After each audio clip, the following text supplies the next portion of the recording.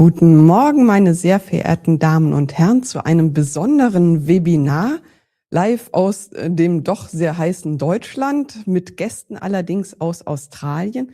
Und ich freue mich ganz besonders, hier das Thema MQ-28 Ghostbat behandeln zu können, die neueste Kampfdrohne von Australien, die durch Boeing gemeinsam mit den australischen Streitkräften entwickelt wurde.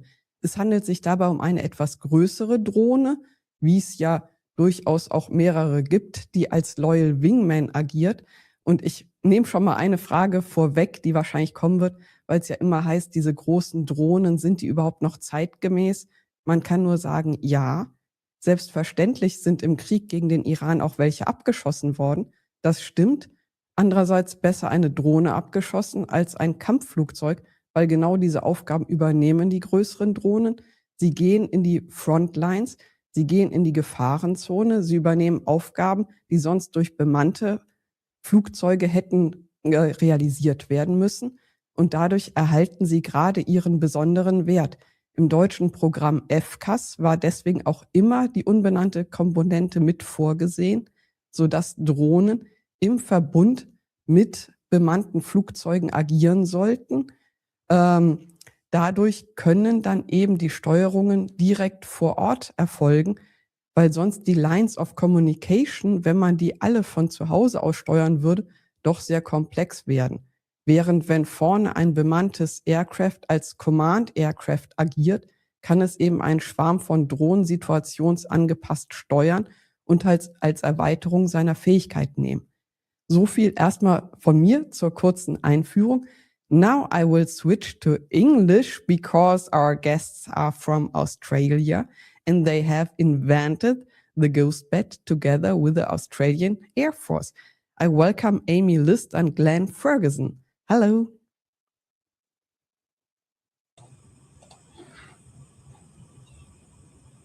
And I hope that... Hi, Dorothy. Thank you for having us. Yes, I hope that Glenn will also join us shortly, but maybe I could also start. Yep, Amy, I'm on as well, Dorothy. Thank you. I was waiting for MQ in. Okay. Thank you. It's very interesting to have you here because it's a very special program with the Australian Air Force. So yes, let's start with Amy. Could you describe a little bit your role in this program, how Boeing Defence has managed it and everything? Of course. So thank you so much for having us, Dorothy. It's really exciting to have the opportunity to share a little bit about what we've done here in Australia with the MQ-28 Ghostbat aircraft. I'm here in Brisbane, Australia. And as you mentioned in the introduction, I'm the Vice President and Managing Director of Boeing Defence Australia. So Boeing Defence Australia is one of the largest defence companies in Australia. We've got about 3,500 employees, and we deliver a range of products and services to the Australian Defence Force. We support a large portion of their aircraft that they operate.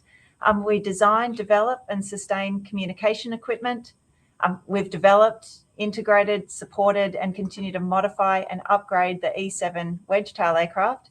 But of course, we're very, very proudly responsible for the aircraft design, production and manufacture of the MQ-28 Ghostbat.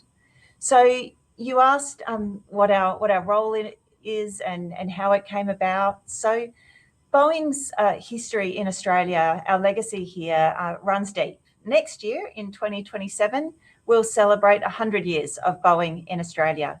So we've got quite a long and proud history of aerospace in Australia that we've leveraged off to build what we think is the next generation of air combat fighters. But we're also really proud that we've done this through a really strong partnership with the Australian government, with other industry partners, and partnering with the Royal Australian Air Force. So it's really, really great to be here today to talk to you a bit about now going to the next stage of partnering with Germany. I'm sure you're aware that Boeing has been a partner and had a great presence in the German aerospace industry for decades. Our German colleagues are very, very proud of their 60-year heritage in supporting the Bundeswehr, most recently with the P-8 Poseidon maritime patrol aircraft, and of course 60 CH-47F Block 2 Chinook helicopters, which is a great addition to the German, the German forces. So today we're here to talk about our latest offering to Germany, one which will, I believe, change the future of air combat, one which importantly provides mass with a much lower risk. And by providing lower risk, what I mean is it's able to project force, it's able to keep the men and women of the German armed forces safer by scouting out ahead and doing the jobs in an uncrewed fashion, allowing humans to make the decisions that they need to. And that is, of course, the MQ-28 collaborative combat aircraft. It's designed to bring a disruptive advantage to our allied forces in both by teaming with both crewed and uncrewed missions, delivering that affordable mass, but importantly, rapid capability development, inserting new capabilities as we go. And we're very, very much looking forward to being at the ILA Berlin Air Show and showcasing the capability just a little bit more. But if it's all right, Dorothy, I might hand over to my colleague, Glen Ferguson, to allow him to introduce himself. Yes. Morning, afternoon, everyone. Hi, Dorothy. My name's Glen Ferguson, and I'm the Director of MQ-28 for Boeing in Australia. I have the privilege of working with the Australian Air Force as they use MQ-28 for a pathfinder for CCAs, not just in Australia, but for the world. This includes the right level of autonomy, the right level of automation, the use of artificial intelligence and human-machine teaming to suit the force mix. And by the force mix, I mean, how do we apply the technology to the missions that the Australian Air Force has to go and achieve to actually supplement and complement the capabilities already there. The co-development from the Australian government has seen them invest more than $2 billion Australian over the last 7 years. And they've declared MQ-28 as a program of record with 8 MQ-28 GhostPats and the mission nose payloads that are associated with it. And then a further 3 Block 2 aircraft will be in final production and testing phase. Our Chief of Air Force, Air Marshal Chappell, said in a test event late last year that it's MQ-28 is what gives the RAAF the capacity to add to the high value, quality and capability they have. And it's the uncrewed platforms like MQ-28 that give the force mass. The human machine capabilities mixed with the technical capabilities, it's the tactics, techniques, procedures and operations that they bring to play align with allies and partners that contribute to deterrence. Now, their quotes from the Australian Air Force Chief, it gives you an idea and a feeling of how the Australian Air Force is approaching collaborative combat aircraft, with those key themes being complementing the existing force and contributing to combat mass. Now, I used to fly fast jets in the Australian Air Force before I joined Boeing many, many years ago, and I can tell you the capabilities that this brings are incredible. It is an absolute game changer what collaborative combat aircraft can do, because it allows you to take risks that you can't necessarily take with a crewed platform. It allows you to distribute that risk over a broad area, so it makes it really hard for someone to target, and allows you to do things that you wouldn't actually do with a crewed platform because it's either too expensive or too risky a human life to do. So we're at the bleeding edge now of the application of CCA technology, and I think you'll see over the coming years as the Australian Air Force mature, and hopefully in partnership with countries like Germany, about how we do that, you'll see the true value of this automation mixed with human crewed platforms. We recently had the privilege of sharing the MQ-28 capabilities with the Federal Minister of Defence for Germany, Boris Pistorius, and he with our Deputy Prime Minister and Defence Minister Richard Marles and Defence Industry Minister Pat Conroy. It was clear through our engagements and our partnership with Rheinmetall that Australia and Germany share a similar strategy and approach for integrating collaborative combat aircraft into their force. And with a strong history of innovation, we're looking forward to collaborating between the two sovereign defence industries. Very interesting. Before we go to details about the new platform, could you start with a quick introduction of the role of collaborative combat aircraft in Australia, maybe? Yeah, thanks, Dorothy. I'll take that one. So as we mentioned, Defence forces around the world, they're increasingly understanding the importance of having more operational aircraft on mission to generate that combat mass, wanting to project mass forward, and that's how we can gain control of the airspace. They're understanding that the only viable way to achieve this is to include collaborative combat aircraft, or CCAs, as we've been calling them, into their force mix as a new way of operating that combines autonomy with human and human decision making. So they come to the fight, they operate alongside crewed platforms.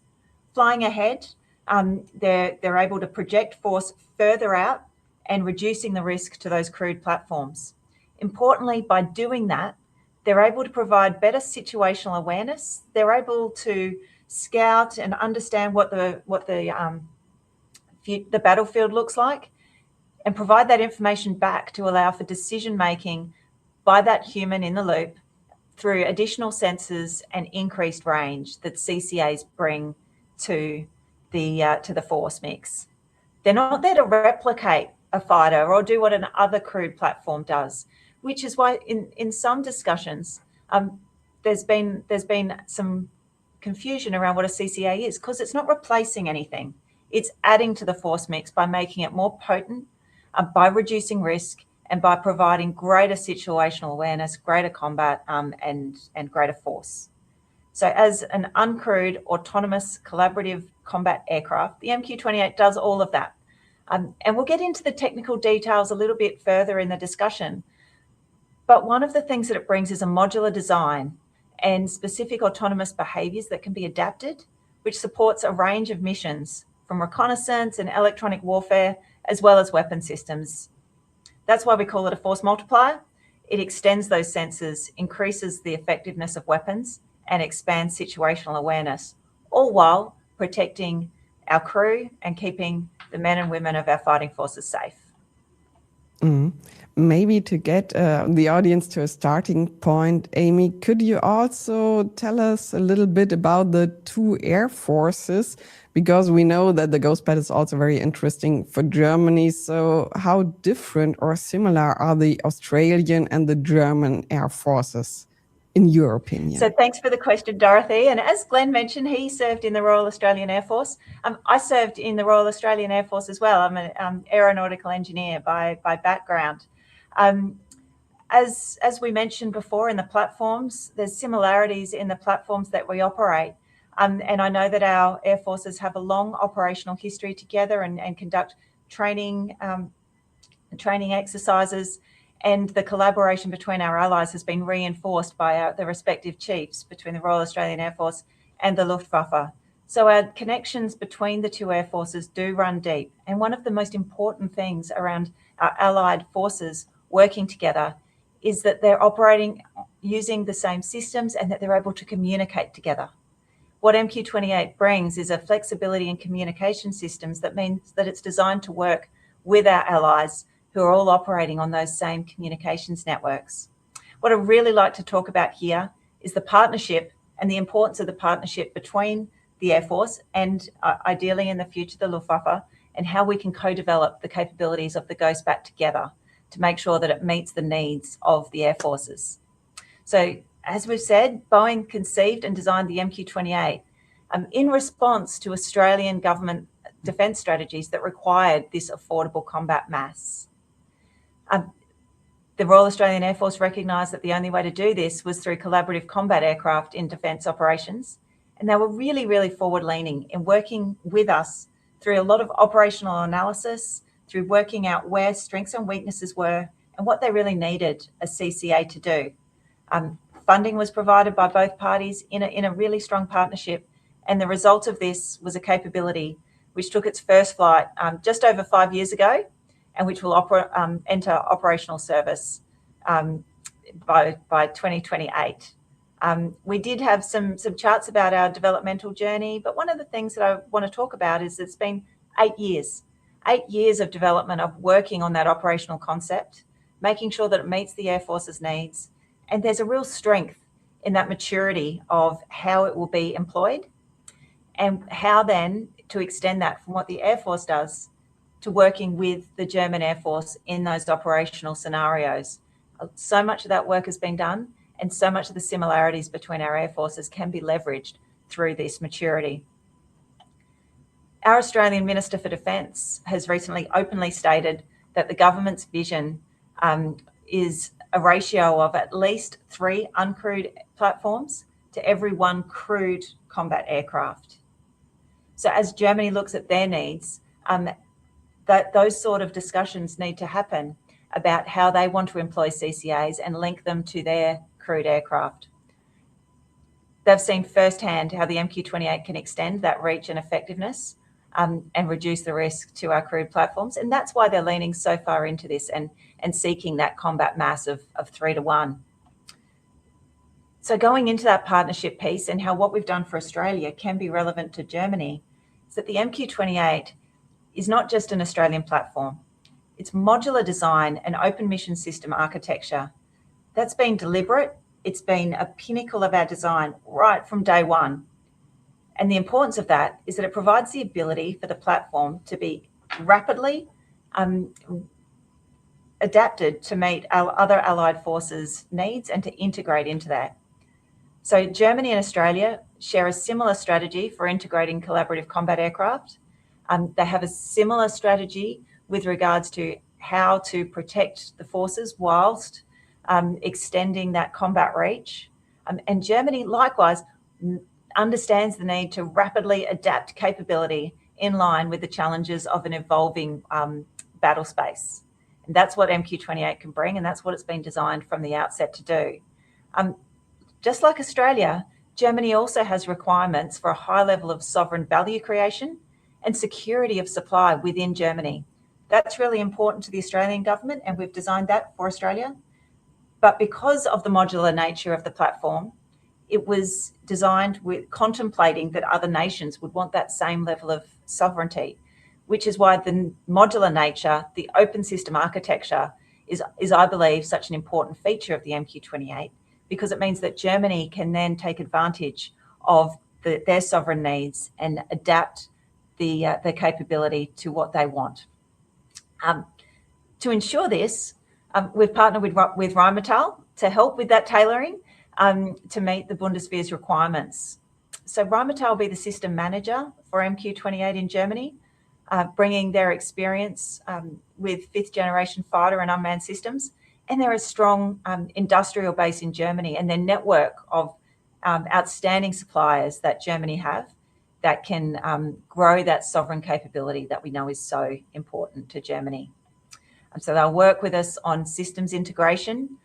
They'll work with us on adapting to national requirements and ensuring that operational and maintenance and logistical support is all sovereign and is specifically designed to German needs. This partnership, we're really excited about it. It supports joint development and testing, and the controlled and systematic growth of German content onto the platform over time. Importantly, what this does is it offers the Bundeswehr significant time savings and also much lower technical risk because the work has been done before. We know how to do it. We know how to adapt it. And that 8 years of development that we've been doing is time and maturity that Germany doesn't need to do. They can leverage off that to build their own capabilities. So importantly, Australia has already funded this development to this point. And so that 8 years of testing, investment, and also Boeing's investment minimises schedule risk, cost risk, and gives a level of surety that future customers will know what they're buying. Our partnership, our mutual respect is strong, not only between our governments, but between our air forces and now between our industries. So I think it's a really positive partnership, and I'm looking forward to progressing it further. And as Glenn mentioned earlier, we were humbled to host German Defence Minister Boris Pistorius a couple of months ago and show him firsthand what we've been able to achieve here. Now that we have experts from Australia, of course, the question, how are the Australian forces adapting to unmanned systems? Could you give some examples or some insights? Look, I hesitate to speak on behalf of the Royal Australian Air Force.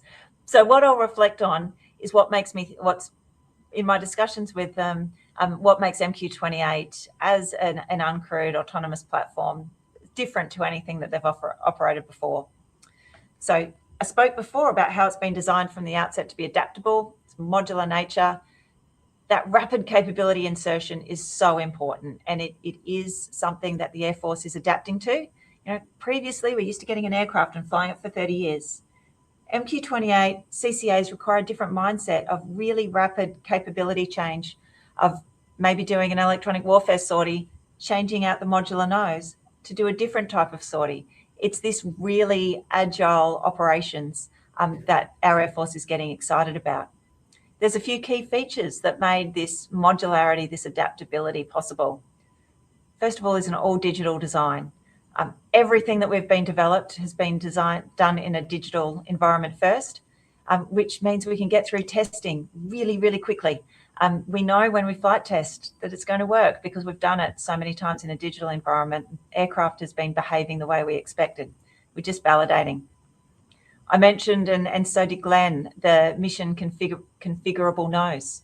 This means we can really rapidly interchange sensors. It could be infrared search and track, or it could be a multifunction radio frequency capability. We can put the sensors in the nose that are needed for the mission and adapt it really, really quickly. We've already tested our autonomous weapons capability. Glen will talk a little bit more about that, but we're leading the way in demonstrating the use of weapons on CCAs. And to bring the German context into it, just last month, the Australian government announced its 2026 Integrated Investment Program and National Defence Strategy, where it stated that we would integrate a European weapon onto MQ-28 to show that this is how it's been designed. It's been designed for new technology to be inserted quickly. The platform's mission ready. The Air Force is really excited about it, and we're on track to transition in 2028. All this has been possible because of the way that we've partnered. Truly grateful to the way the Royal Australian Air Force has worked with us on defining the operational requirements, on making sure that as we test, we're well aligned to what they need, and making sure that co-development is operationally relevant to every single mission. We've demonstrated these missions, and I think I might be best off passing to a subject matter expert in Glen as an aircrew with an aircrew background to expand on that a little bit more. But so thanks, Dorothy. Thank you, Amy. So Glen, you're Boeing's MQ-28 program director.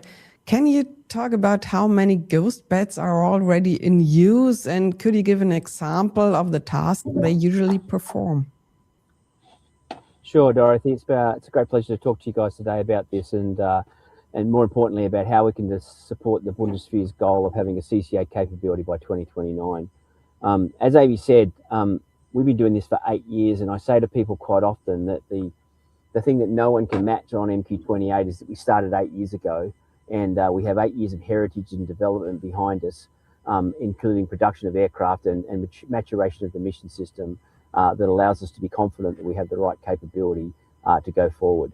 So when I talk specifically about the aircraft, though, we've produced 11 aircraft to date, including 3 Block 2 variants. Those 3 Block 2 variants are now going through their final phases of testing, and they'll go on field with the RAAF soon. The RAAF has also included the purchase of 9 additional Block 2 variants, so we'll on contract for another 6, so 9 total, and these will all enter operational service in 28. And I think it's a really important point here, because we're not talking about flying an aircraft, we're not talking about testing an element, we're talking about a complete operational capability for the Australian Air Force by 2028. And we're also developing a Block 3 prototype for the Air Force, which will take some further features forward, and we'll talk more about that in Isla and Berlin. In the long term, as Amy mentioned, the Australian government's got a vision to have a minimum ratio of 3 to 1 uncrewed platforms to every crewed platform, And I think it's going to take us a while to get there, but that's the end state that I think most modern air forces are going to end up with this high uncrewed to crew ratio to take maximum advantage of it. When it comes to the tasks they perform, and as Amy explained, the MQ-28 is an uncrewed aircraft design to operate alongside crewed fighters. Now, we can do it on our own, and we can have a disconnected approach where we go and do the mission on our own, but I think you get most utility out of these platforms when you use them as a complementary piece of a crewed mission. That means you spend all of your time and effort on your high-end platforms and have something like MQ-28 fill the gaps in your kill chain capability. So that means you're not spending all of this money on developing every part of the system. You're focusing on the areas where you've got your greatest efficiency. And by focusing on those areas with the greatest efficiency, you actually provide the highest utility to the crewed force. Now, we can do roles like intelligence, surveillance and reconnaissance, electronic attack. And if you look at the missions we've done for the Australian Air Force to date and the first phase of their operational capability, it's generally focused around those areas. And we can also carry missiles and do the engage and attack part of the kill chain and even be in a communications relay. I think it's probably best to explain this, though, by showing you a real example. And we'll show a video which we'll do some narrative on as in the video last year, which is an MQ-28 teamed with an E-7 and controlled with an F-18. And in that aircraft, we shot down with an MRAAM missile a fighter-sized target at an operationally relevant range. Now, we'll talk you through the video in a moment and we'll run you through it, but I just want to point out this wasn't a get the missile off. We did the complete element of every part of the air-to-air kill chain: define, fix, track, target, engage, assess. We mid-course guided the missile, and we had the aircraft do the autonomous behavior to fire it itself. Now, if you cue the video and play it, it runs for a couple of minutes, and we'll talk about it when we come back, if that's okay.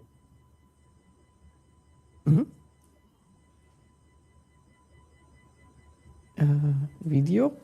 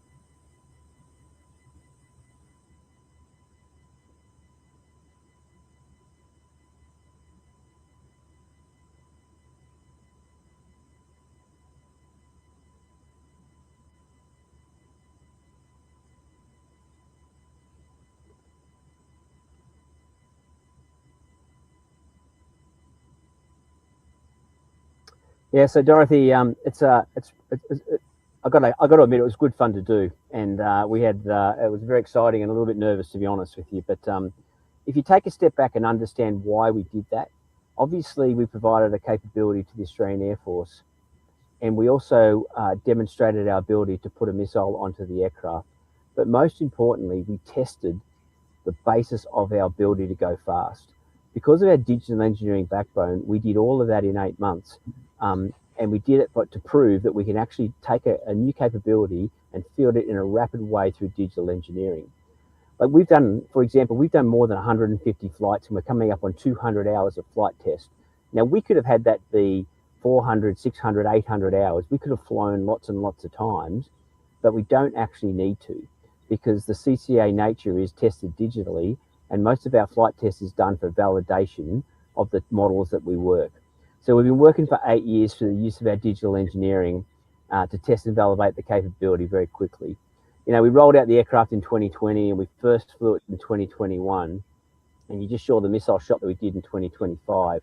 But that rapid capability through development of hardware, software, and mission systems is the key to success. And I think that's the one big advantage we bring to any partner that we would seek to bring into the MQ-28 environment, is they get to join in and take advantage of that ability to rapidly adapt.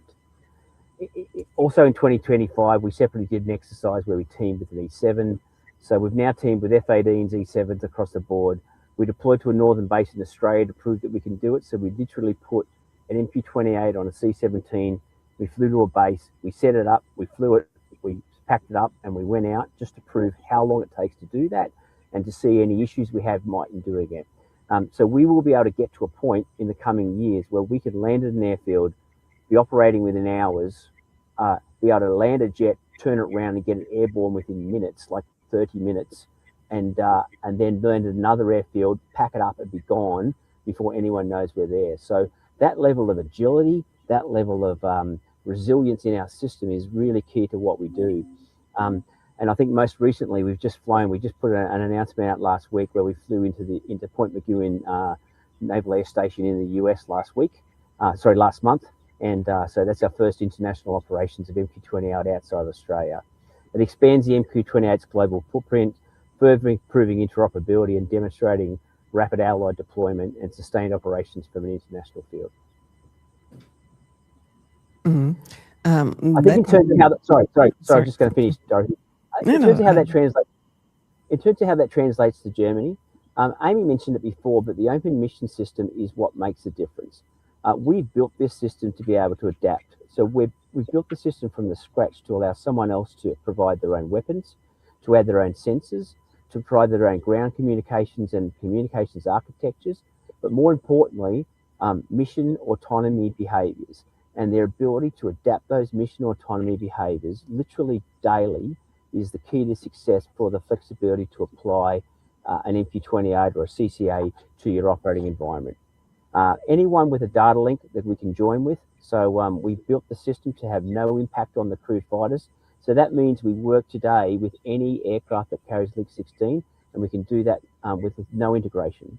So that means for the Luftwaffe's current force, the F-35s and Eurofighters, we would work with both of those aircraft today with no changes. And that level of flexibility that we do inside the autonomy is where you actually get it. So we're very excited about how forward-leaning the German government is, and we're about incorporating sovereign capability, and we've built the platform to achieve that. Mm-hmm. Because in the video we have seen a Super Hornet and a Wedge Tail working together with an MQ-28. Of course, it's different to just share information or to really be a loyal wingman. So what is needed from a manned airplane to lead a Ghost Bat as loyal wingman? So I sort of touched on it before, but in the first instance, nothing, because we use the existing data link structure to command and control the aircraft. Most of our work here is around autonomous behaviors.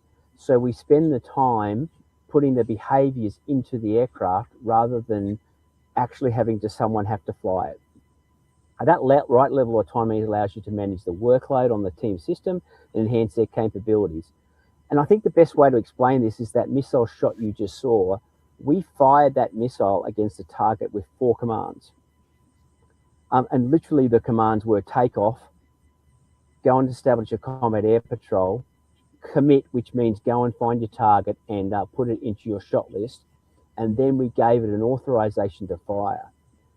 Now, those words were sent across the network, the existing network, and that's all that was sent.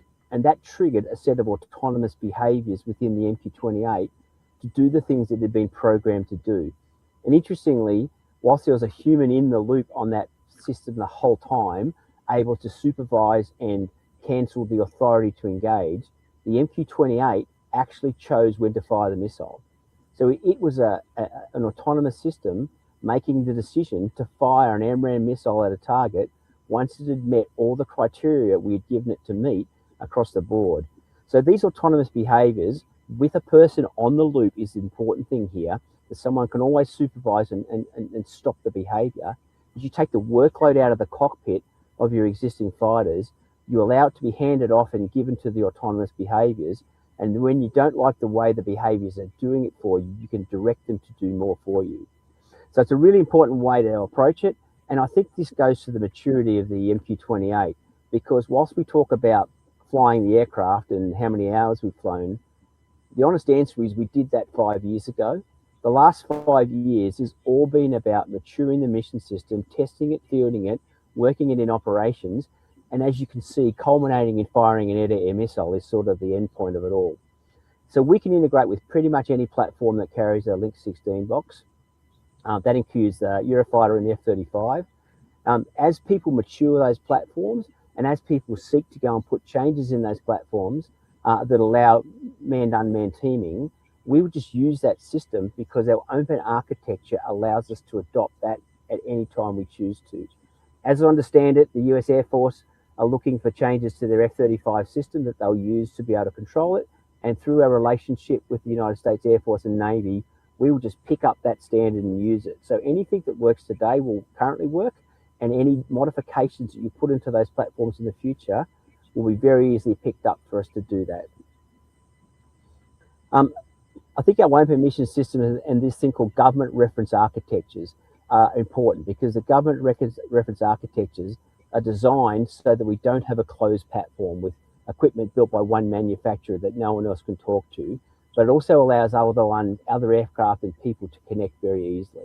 So we're following those US government reference architectures very strongly. We see the benefit in them because that benefit gives sovereign capability to nations such as Germany. Sensors, mission software, weapons, communications are all built to these common standards, which means when you get new technology, they can be very added with far less redesign. I think as far as teaming our scenarios go, where MQ-28 is interacting with a crewed platform in air combat missions, an aircraft might detect, another one might contribute electronic warfare, and another might be best positioned to respond. The open mission systems and that integration you just saw in that video is how that data is exchanged and understood immediately. And then we allow the CCA to take the high-risk part of that mission to add the value to the system. It gives you more flexibility, faster innovation, stronger interoperability. And I think the important point is we designed this from the outset for configurability and sovereign adaptation. So it's been great to talk you through some of those capabilities and how that might apply for Germany. Mm-hmm. There's already one question in the chat. I would ask it now. And also the audience now have the chance to ask their questions in the chat. And I think we have time enough to answer some of them. So for the first question, how much ITER is in the software that is developed around the clock in Australia and US? So maybe I'll take that, Amy. So with every single platform that I know of, there is a level of ITAR's information provided, because naturally to be interoperable with an allied force, particularly the US, you need some level of US technology involved. And we have ITAR's controlled elements on our aircraft because we're using that communications architecture. When we talked about the software is for the weapon. Now we are firing a US weapon in this case. So the software was about the US software that supported that. So when we say ITAR, we're talking about the ITAR piece of the weapon and the storage management system, which is obviously you need just to control a US weapon. So we draw boundaries around certain parts of the aircraft where we allow ITAR information to be involved, where we either it provides us higher utility or a faster path, and then we protect other parts of the aircraft where we don't want ITAR's information involved. That makes it segmentable in a large portion, but it also allows us to have the flexibility to get US capabilities onto the table, which obviously are far better in many circumstances. Mm. Could you elaborate a little bit more about the technical specifications of the Ghost Bat, so range, size, and everything? Oh goodness, you're going to test me here because I don't have them in front of me. I think it's about 38 feet long and about 24-foot wingspan, and we'll release some numbers. I don't want to spoil all the thunder for Isla because we're going to make some announcement about some changes we're making to the Block 3 aircraft where we're putting a bigger wing on. But that's the sort of size. So it's sort of less than an F-16, but not that much less, maybe like a Hawk or a T-7 type aircraft in size. We've already flown at 40,000 feet, Mach 0.9, 5G, and we've got a range of about a combat radius in the I can't say the classified numbers, but it's in the 700 to 900 mile mark, depending on how you measure it, right? So that's an out and back range. So we built this aircraft to be no impact on the crewed aircraft. So if anyone out there has flown in a fast jet, they'll know you do not want someone with you that can't keep up, that can't turn with you, or that can't fly at the same altitude. So we built this to be able to match it, but we don't want to exceed it because that adds cost, it adds complexity, and it makes the design harder to field. And to be honest with you, if you're turning around and running away from a missile, you sort of don't want us to be faster than you because it hits you and not us. So the whole point here is that MQ-28 is the one that wears the missile as you run away faster than it because it can't keep up with you. But we can keep up with the 95% of the domestic sortie or the tactical sortie, apart from the high-end speed stuff. Mm-hmm. And how about the integration of other missiles? Because you may know that Germany has a very strong missile industry, very good missile industry among the top of the world. So how long would it take to add weapons from Germany to the system? Well, I think, Dorothy, we just proved we can do it in 8 months. When we put the AMRAAM on, that was starting from scratch. So the beauty of the digital environment we have is that we can do most of these things digitally, which means we can put a new missile on in literally months. Now, whether it's a US missile, a German missile, doesn't matter. And again, I don't want to steal the thunder for some of the announcements we're going to make at ILA, but we've got some partners we're going to join the program who have those skills and capabilities to do that exactly, who we're going to have joining our team.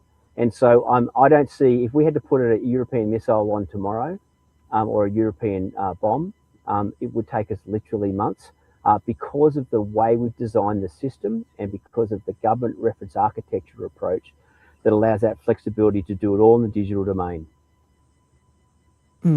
Another question from the chat. The Block 3 will have the very necessary internal weapon storage. Can you explain more about the necessary development circle for that?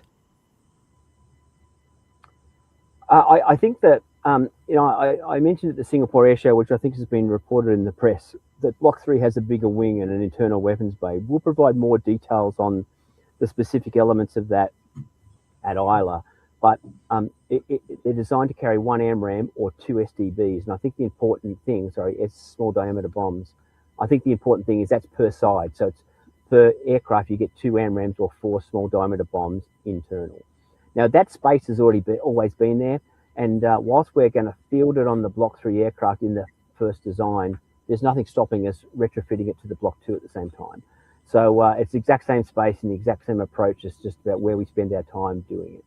So that element of the weapons bay is more just a design element of an ejector and a weapons bay door, and we'll field that in about we'll finalise the design for that next year.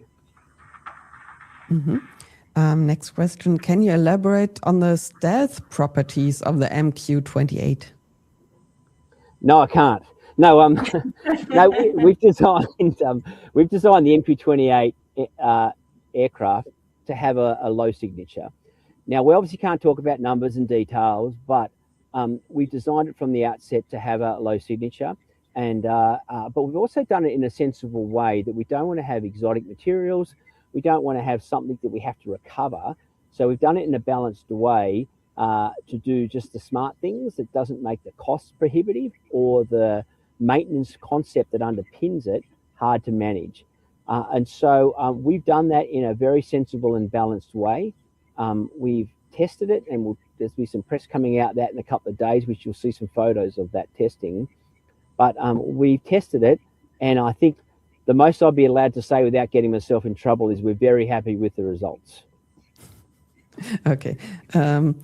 And you also spoke about a turnaround time from minutes. Does the industry, does this include a sensor switch? Therefore, please tell us something about modularity. Yeah, so I think when I talk about a turnaround time, we turned an aircraft last week in 30 minutes. So we actually did it in that aircraft that sorties were flying in Point Magoo because we had to make a range slot. So we landed the aircraft, we refueled it, we tested all the things we needed to test, and we got it back airborne. And that was literally from landing, like touchdown, to being airborne was 30 minutes. We will get that we'll get that down to less probably as we expedite some of our maintenance procedures, as we develop more. The nose is different. We think it's going to be about a 45-minute change to change a nose, and depending on the level of testing you need to do for the sensor, because the nose is actually 4 bolts, but there's 13 connectors to join up as well. So we've got an adapter that lifts the nose on and off. So it's 4 bolts to do up and 13 fasteners, and whatever testing you have to do. So if you're doing that in parallel with an aircraft change, we're probably talking in the 45 minutes to an hour to do a complete mission re-roll and get airborne. Now that's in a mature state. We've got to get there. We've got to do some work. We've got to work through how that works. But that's our aim to get it to that level of speed, because this flexibility of agile concept development and operations is what's key to an aircraft like a MQ-28. Mm-hmm. Next question. 1 CMD for target engagement. If MQ-28 operates in a group, target coordination inside the group. Oh, how do I explain this? I'm just reading this question. Sorry, Dorothy. So MQ-28 acts as a formation together. Now, we share data amongst the aircraft at a very high rate, and we don't necessarily post that outside the formation in any way because we would have too much information flying around and we'd confuse people. So what we do then is we then work out, bring all the data together, and we fuse the data back together, and then one aircraft within the formation posts that information back onto the network. So I think that's a question that's being asked. So we fuse and sensor and data fuse across the formation, and then one aircraft posts it back. Now, the benefit of that, and you saw that in the video before, we bring all that data together and fuse it to go and make sure the targeting happens as a single entity. Mm-hmm. So the group is a single entity for the MQ-28 then?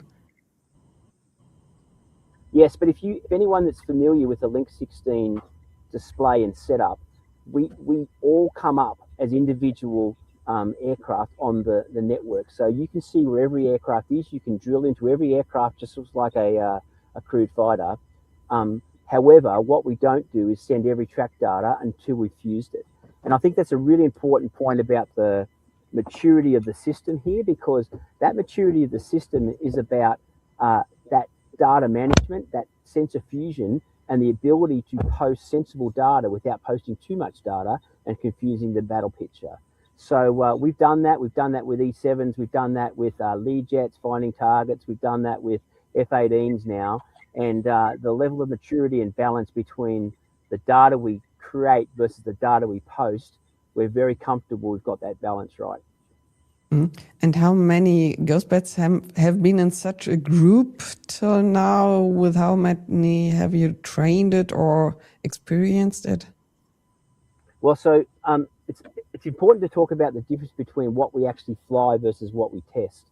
So to test fly, we fly 2 aircraft at a time generally, and we put a hybrid digital live aircraft up there as well, just to add some complexity. We're sort of unlimited on how many we can actually fly, but it comes down to how much you want to fly. That said, in the digital world, we put literally tens of aircraft into the mix because we can. So you don't need to go fly 10 aircraft to prove the mission system, because our digital replication is so good that we don't actually learn anything by flying it. So we fly the aircraft just to test the final procedures, but realistically, we're pretty comfortable. We've got the big aircraft, multi-mission sensor data fusion done, and then the flying a few aircraft at a time, we've proved we've done that as well. So most of our formations these days, Dorothy, we fly at least a pair. We fly a pair of aircraft just to get the complexity into the system, and that's about all we need to prove our test points. Next question from the chat. How did you address certification against regulated airspace and safety requirements? Like most uncrewed platforms, we have a challenge with how do we certify an uncrewed platform flying into a piece of airspace that's designed for people. The reality is we take a risk-managed approach to it, and we adapt our operations around the risks that the operators are prepared to take. Now, in the first instance, and what we do right now, is we fly in unpopulated areas, and the military take the risk about whether they are happy with the risk that takes, and that is the approach we will take. We can certify this aircraft to whatever mil standards someone wants, but it's interesting that every single military customer we've spoken to so far have said to us, we don't want you to do that because the cost and schedule is too much. We will deal with the outcomes of not being able to fly an ILS approach into Berlin Airport, for example, because we don't need to do that, but we do need to be able to transit some low populated areas or low congested airspace pieces, and we'll wear the risk with that. So it's a very balanced approach to certification, and it's a balanced approach to how much level of confidence you put into the system. We've designed it with all of the best engineering practices and principles in the world, but it's about how much we go to prove it that people, to be frank, don't want us to do because it costs too much. Another question. With the platform under Australian Export Control and Mission System Autonomy components under ITER, what is the residual sovereignty you can provide to European nation? Do you want to get this one, Amy, or you want me to? Yeah. So I think from Australian export, the important point about MQ-28 is that any customer, such as the Luftwaffe, who would seek to buy MQ-28, buy it or have authority to buy it through export from the Australian government. It is Australian platform, it is Australian design, and the Australian sovereignty is superior to any other set of rules because that's where the platform sits. Now, as you would expect, if there's an ITAR component, and to be frank, our infrared search and track system comes from Leonardo in Italy. We have other components from other countries where we have to get their approval as well to sell it, like every single person does when you sell military products. So we go through and do all of the necessary things, including US government approvals, to authorize the sale of that equipment as a function of the sovereignty element of the Australian government sales. And so when that European nation gets it, you get it with that ability to operate. Now, the important thing here is all those things that we've mentioned before, is that comes with the ability to adapt it and to put your own sovereign needs, your own sovereign capabilities, and your own sovereign adaptation onto the system to apply weapons, to apply autonomous behaviors, to change communications links, and to do sensors that you may wish to put on there as function of the system we provide. So yeah, I don't know how I can better say this. It's an Australian capability at the top level. There's stuff that underpins it that everyone has to deal with, but we built the system to allow someone to adapt it to their own local needs, which is what we've signed up to our partnership with Rheinmetall to go do that. So time for a last question. What are the main advantages of the MQ-28 against the XQ-58? Yeah, I don't know is my honest answer. I would hate to talk about someone else's product, and I would hate to tell you what the pluses and minuses of their product versus ours are, because I honestly don't know enough about it. All I can talk about, or Amy and I can talk about, is the capabilities of MQ-28. And given this is the last question, it's probably worth me putting my big statement on the table that we believe we are literally years ahead of everyone else in the maturity of this capability. And we include every single other CCA provider out there in that, because we started 8 years ago and we have spent $2.5 billion on development to get to the point we are now. And we have a massive amount of support from the Australian government to go further forward and continue to develop. So anyone joining into MQ-28 not only gets the advantage of that, they get the advantage of the 8 years of development we have behind us. So to be honest, we are running a race against ourselves, we believe, because we are trying to build a system that changes the paradigm of aerospace development to actually break the mold of how fast you can go in adapting and providing rapid capability insertion.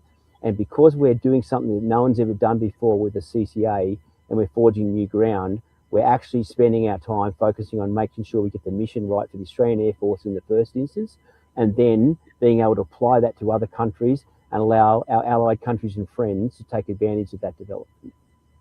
Mm-hmm. Will you two also be at the ILA Berlin Air Show? Okay. We will both be there. Yep.